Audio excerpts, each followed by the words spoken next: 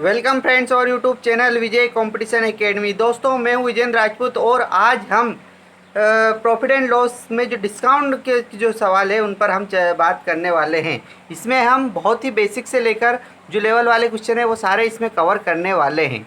चलिए हम पहले क्वेश्चन है उससे हम शुरुआत करते हैं।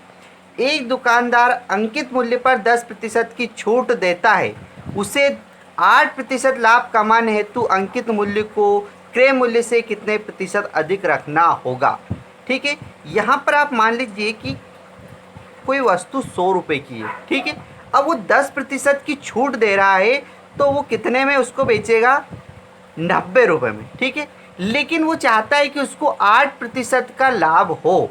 ठीक है, तो यहाँ पर वो कितने में बेचेगा? 108 रुपये में उसको बेचना पड़ेगा। ठीक है, 100 रुपये की वस्तु है, उसको 108 रुपये में बेचना पड़ेगा और 10% की छूट देगा, उसको 90 रुपये में बेचना पड़ेगा। तो इन दोनों के बीच में कितना अंतर है? उसको 90 रुपये, कितना अंतर है? 18 रुपये का। ठीक है, 18 रुपये उसको अधिक रखना पड़ेगा। तो 18 रुपये अधिक रखेगा तो यहाँ पर कितने में अधिक रखेगा? बोले 90 रुपये में। तो यहाँ से हम परसेंटेज कैलकुलेट कर सकते हैं। तो 18/90 × 100। ठीक है, कितने आ जाएगा? 5 और 5 का इसमें भाग दो 20। तो 20% इसका आंसर आ जाएगा। तो इस तरह से हम इसको निकाल लेंगे। चलिए नेक्स्ट क्वेश्चन की तरफ बढ़ते हैं। हमारा नेक्स्ट क्वेश्चन है, एक दुकानदार अपने सामान पर क्रय मूल्य से 20% अधिक अंकित करता है। ठीक है, एक दुकानदार अपने सामान पर क्रय मूल्य से 20% अधिक अंकित करता है तथा अंकित मूल्य पर 10% की छूट देता है। उसका लाभ प्रतिशत ज्ञात कीजिए। ठीक है, मान लीजिए कोई वस्तु है 100 रुपये में उसने खरीदी और वहाँ क्रय मूल्य से 20% अधिक अंकित करता है और वो लिख देता है कि ये वस्तु 120 रुपये की है। ठीक है, अब अंकित मूल्य पर 10% की छूट देता है। ये जो अंकित मूल्य उसने किया 120, इस पर उसने 10% की छूट दी। तो 120 का 10% हम निकाल लेंगे, कितना आएगा? 12 रुपये। ठीक है, तो ये 12 रुपये की छूट दे दी उसने 120 में, तो उसने कितने में सामान बेचा? 108 रुपये में। ठीक है, 120 में से अब 12 कम कर दो, 108 रुपये में उसने बेचा। अब वो सामान खरीद के लाया था 100 रुपये में और बेचा 108 रुपये में, यानी कितने का प्रॉफिट हुआ उसको? 8 रुपये का। यानी कि 100 का 8 यानी 8%। सिंपल सी बात है। तो 8% उसका क्या हो जाएगा? लाभ हो जाएगा। ठीक है, 100 की वस्तु 108 में बेची, 8 का उसको प्रॉफिट रहेगा। चलिए नेक्स्ट क्वेश्चन की तरफ बढ़ते हैं। नेक्स्ट क्वेश्चन है हमारा, किसी व्यापारी ने बिक्री के लिए सिले सिलाए वस्त्रों के मूल्य पर 25% की छूट देने की घोषणा की।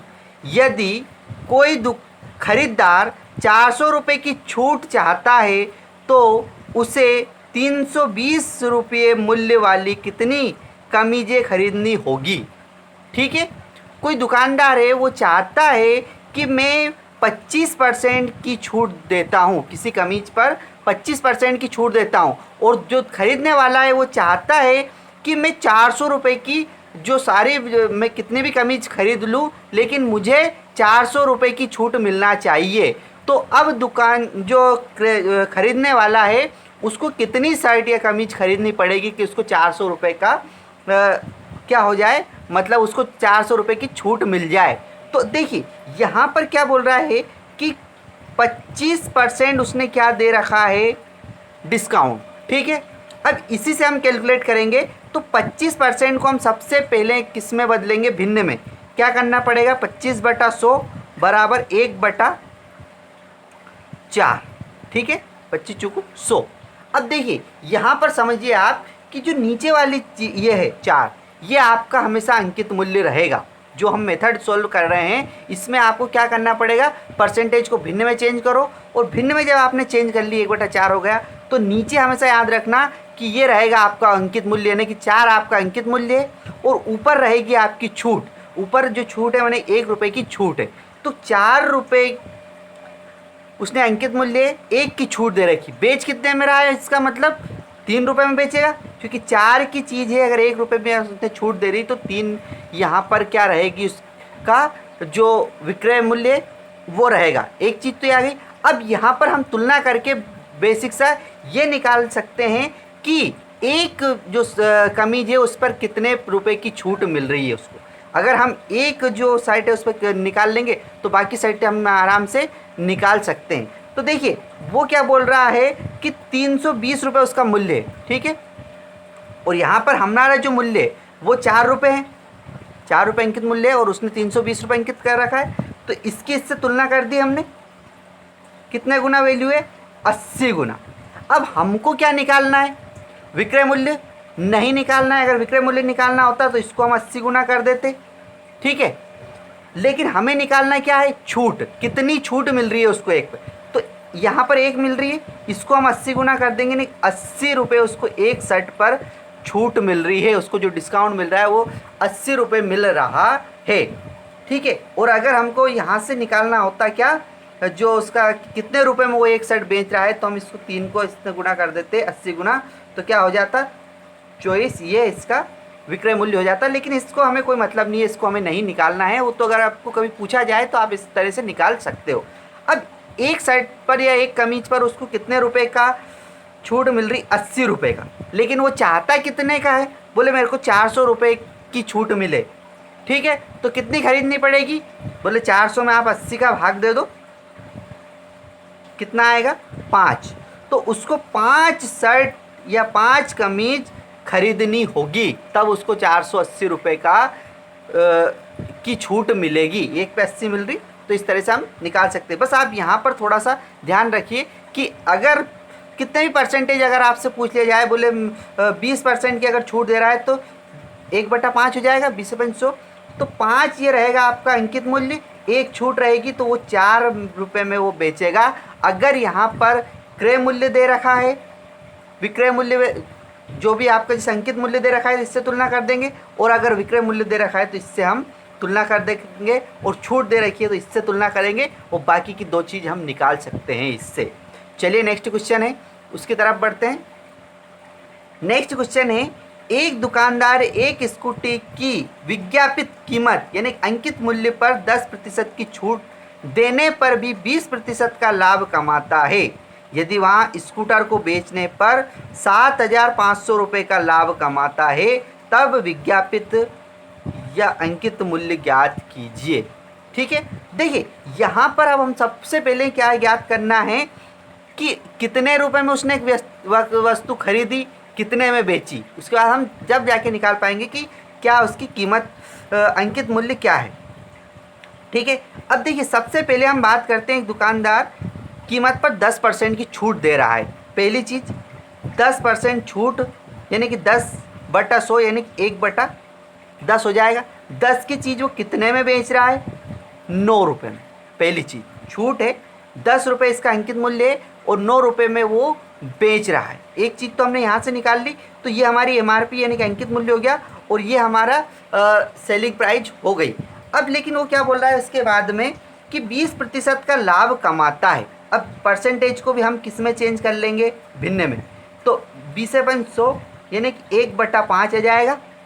अब यहाँ पर देखिए जो नीचे हमेशा रहता है वो रहेगी आपकी कॉस्ट प्राइस क्रय मूल्य, ठीक है। 5 इसका क्रय मूल्य है, और 1 रहेगा जो ऊपर की जो चीज़ है वो आपका प्रॉफिट या लॉस रहेगा। मैंने पिछले जो वीडियो है उसमें ये चीज़ें बताई थी आपको कि 1 रहेगा वो प्रॉफिट या लॉस रहेगा। अगर यहाँ पर लाभ हो रहा है 20% का, तो 5 की चीज़ है, 1 रुपये उसने लाभ पर बेची, यानी कि बेची कितने में, 6 रुपये में बेची। अगर हानि होती तो 1 रुपये की हानि होती तो 5 की चीज़ वो कितने में बेचता, बोले 4 में बेचता, ठीक है।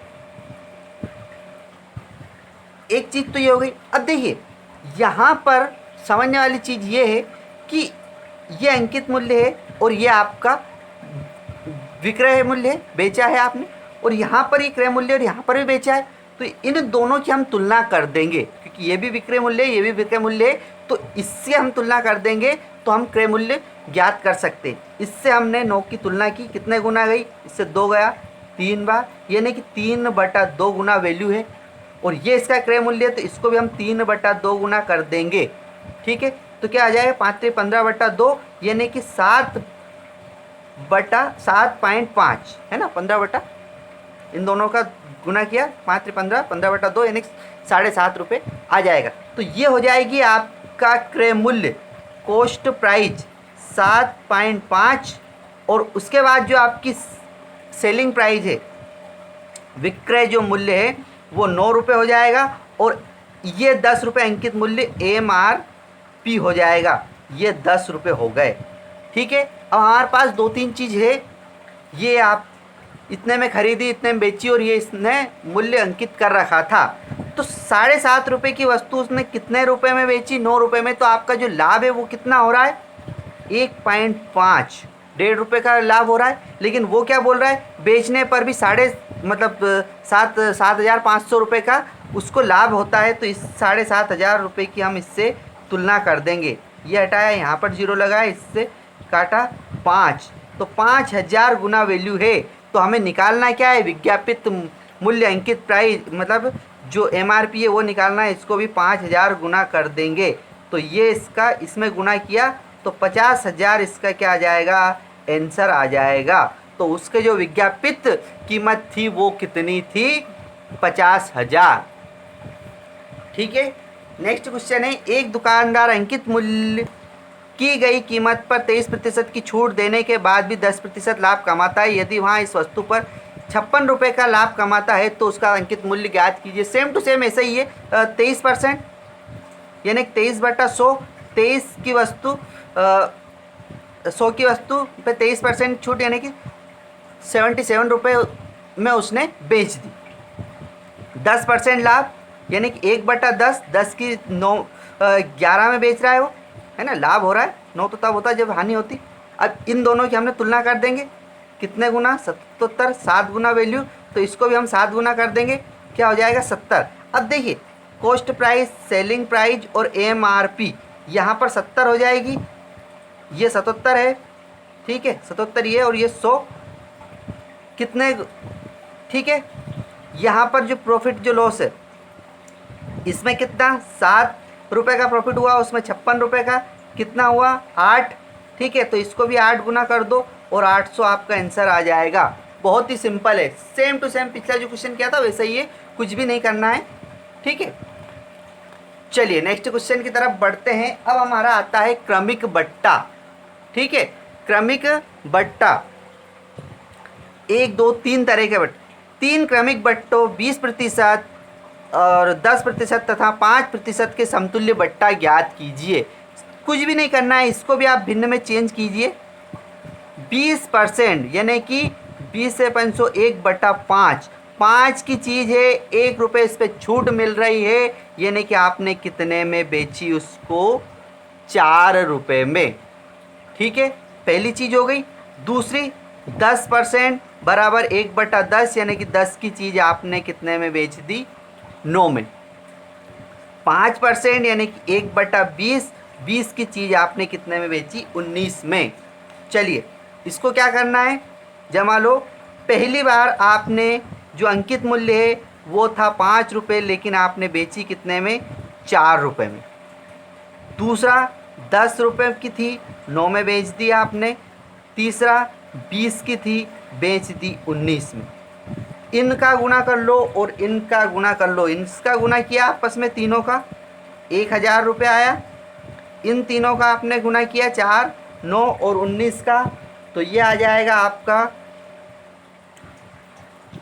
684 रुपये। अब ये आपका तीनों जो मूल्य है, ये मान के चलिए कि 1,000 रुपये आपने अंकित कर रखा था और जब आप बेच रहे हो तो आप कितने में बेच रहे हो? 684 रुपये में। तो आपने कितने रुपए की छूट दी इस पर?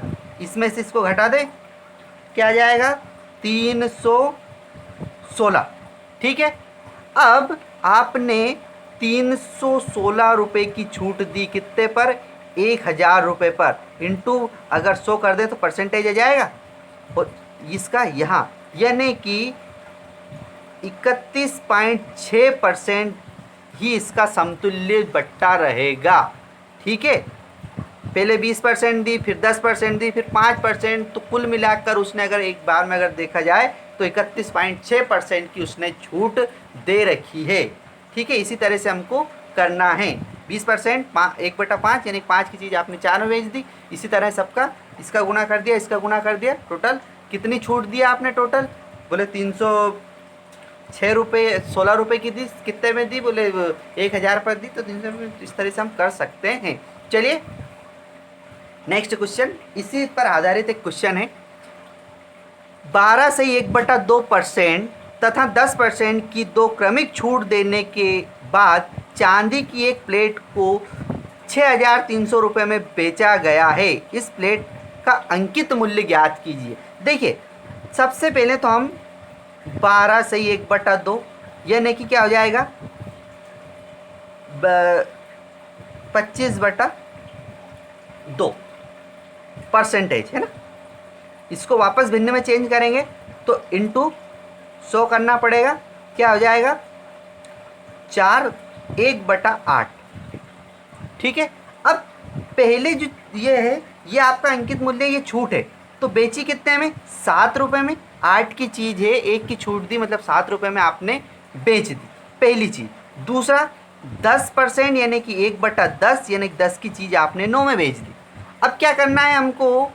वही पहली जो थी 8 रुपये की चीज़ 7 रुपये में बेची। दूसरा जब 10% की जो आपने छूट दी, तो उसमें क्या किया आपने? बोले 10 की चीज़ कितने में बेच दी? बोले 9 में बेच दी। ठीक है, ये अंकित मूल्य और ये आपने बेची। इन दोनों का गुना किया, कितने आया? 80, और इन दोनों का किया तो कितने आए? 63।